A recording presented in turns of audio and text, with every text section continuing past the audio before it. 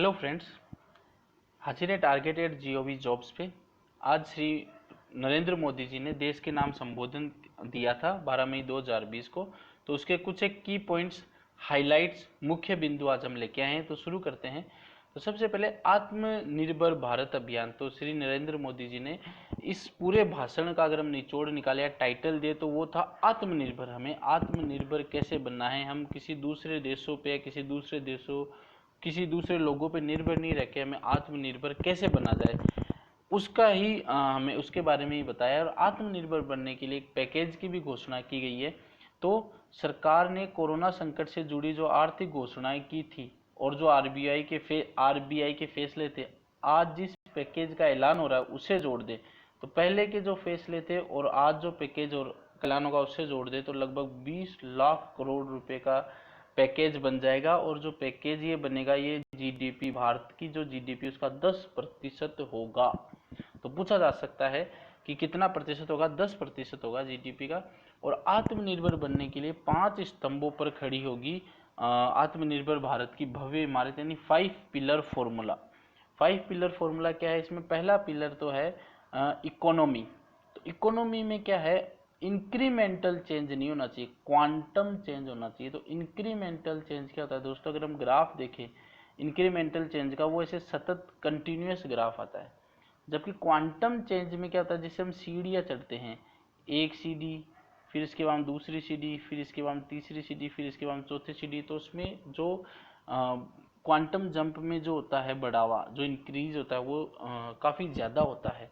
तो इकोनॉमी को हमें इंक्रीमेंटल चेंज से नहीं, क्वांटम जंप से हमें बढ़ाना है। दूसरा पिलर है इंफ्रास्ट्रक्चर्स। इंफ्रास्ट्रक्चर आधुनिक भारत की पहचान बने हमारी। तीसरा पिलर है हमारा सिस्टम यानी व्यवस्था। तो एक ऐसा सिस्टम जो बीती शताब्दी की रीति नीति पर नहीं बल्कि 21वीं सदी के सपनों को साकार करने वाली टेक्नोलॉजी ड्राइवन व्यवस्थाओं पर आधारित हो। चौथा पिलर है हमारी आबादी। तो दुनिया की सबसे बड़ी आबादी लोकतंत्र में हमारी वाइब्रेंट डेमोग्राफी की हमारी ताकत है। तो हमारी जो जनसंख्या लगभग 135 करोड़ है। तो इतनी ज़्यादा जनसंख्या है कि सभी देशों को हमारा बहुत बड़ा मार्केट दिखाई देता है। तो उससे बचने के लिए अगर हम आत्मनिर्भर बनेंगे तो आत्मनिर्भर भारत के लिए हमारी ऊर्जा का एक स्रोत है। तो हमें उन यूज हो किसी से, इससे बढ़िया है कि हम आत्मनिर्भर बने। पांचवा पिलर है डिमांड। हमारी अर्थव्यवस्था में डिमांड और सप्लाई चेन का चक्र है, जो ताकत है उसे पूरी क्षमता के साथ इस्तेमाल करना चाहिए। तो जो डिमांड है और सप्लाई की चेन है उसको बिल्कुल ही नए तरीके से, बिल्कुल ही सही ढंग से इस्तेमाल करने की ज़रूरत है, ऐसा श्री नरेंद्र मोदी जी ने बताया है। भारत ने आपदा को अवसर में बदला है। जैसा कि कोरोना वायरस, कोविड-19 महामारी पूरे विश्व में फैल चुकी है, तो ये आपदा आ चुकी है, एक तरीके से महामारी आ चुकी है। तो भारत ने क्या है, इसको अवसर में बदला है। ये बुरा टाइम है, लेकिन बुरे टाइम में भी समझदारी से अवसर में इसको बदला है। कैसे बदला है? पहले जब कोरोना वायरस जब आया था भारत में तो एक भी पीपीई किट नहीं थी, लेकिन अब भारत में रोजाना 2 लाख पीपीई किट और 2 लाख N95 मास्क बन रहे हैं।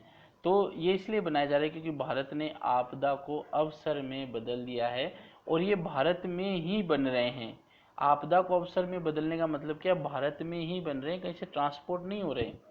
तो हमारे पास कहीं रोजगार बंद हुआ है तो इन पीपीई किट और 2 लाख N95 मास्क बनाने के रोजगार खुले भी हैं। तो इसलिए आपदा को अवसर में बदल दिया गया है। हर भारतवासी को लोकल के लिए वोकल बनना है। तो देखिए दोस्तों, कोरोना वायरस के कारण सारा देश बंद पड़ा है। तो जैसा नरेंद्र मोदी जी ने बताया, अभी के टाइम लोकल जो है, जो भी लोकल चीज़ें हैं, जो भी लोकल ब्रांड्स हैं, जो कि हर जगह के अलग अलग ब्रांड्स होते हैं, वो ही अभी काम आ रहे हैं। इसलिए लोग जो ग्लोबल ब्रांड्स हैं, ग्लोबल जो कि पूरे वर्ल्ड में चलते हैं, वो काम नहीं आ रहे हैं, वो सभी अब बंद पड़े हैं। लेकिन जो लोकल ब्रांड्स हैं वो काम में आ रहे हैं। तो लोकल के लिए वोकल हमें बनना है। तो आज से न सिर्फ लोकल प्रोडक्ट्स खरीदने बल्कि उनका गर्व से प्रचार भी करना है। तो लोकल के लिए वोकल, वोकल यानी प्रचार हमें करना है। आज जो ग्लोबल ब्रांड्स लगते हैं वो भी कभी ऐसे ही बिल्कुल लोकल थे, लेकिन जब वहाँ के लोगों ने उनका इस्तेमाल शुरू किया, उनका प्रचार शुरू किया, उनकी ब्रांडिंग की उन्होंने गर्व किया, तो वो प्रोडक्ट्स लोकल से ग्लोबल बन गए। ऐसे ही हमें जो भारत के लोकल प्रोडक्ट हैं उनको कैसा बनाना है, हमें ग्लोबल बनाना है। ऐसा हमें मोदी जी ने बताया है। लॉकडाउन 4 नए रंग रूप वाला होगा। तो इसी के साथ ही मोदी जी ने यह भी बता दिया कि लॉकडाउन 4 भी लगेगा। लॉकडाउन 17 मई को खत्म हो रहा है, तो 18 मई को लॉकडाउन 4 की नए नियमों के साथ गाइडलाइन जारी हो जाएगी। तो लॉकडाउन का जो चौथा चरण है पूरी तरह नए रंग रूप वाला होगा, नए नियमों वाला होगा। इसकी जानकारी 18 मई से पहले दी जाएगी।